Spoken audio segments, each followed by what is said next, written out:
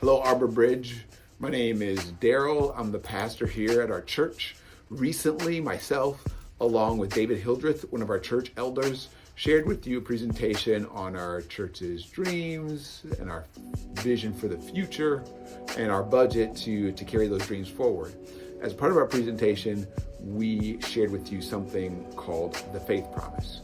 A faith promise is a promise that you make with God, not based on what you currently have, but on what God will provide. It's an agreement with God that God will give a specific number or a specific amount for our big gives. It's a promise that you make in faith that God will provide additional funds into your hands so that you can give. And if God provides them, then you give it. And if he doesn't, then it's okay. We wanted you to take home a card, a handout that would provide you with a way to write down what you would give. Pray about it, ask God what he was calling you to give, and then write down what you think God's telling you.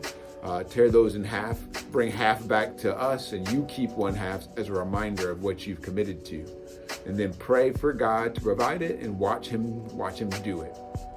So on your card, you can also write down what you planned on giving regularly as you got paid throughout the year. But when you write down for your big gives, you can write down the one number that you'll give all year, or you can write down one number that you'll give for our first big give, which is for our missionaries, Keith and Grace Gaffner.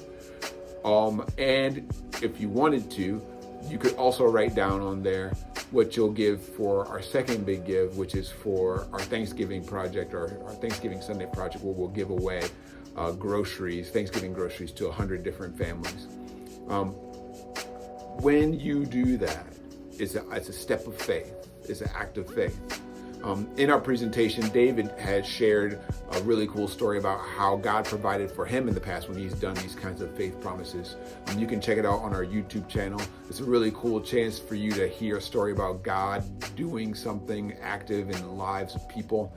I'm looking forward to seeing how God will do that through you and in your life and hearing your stories.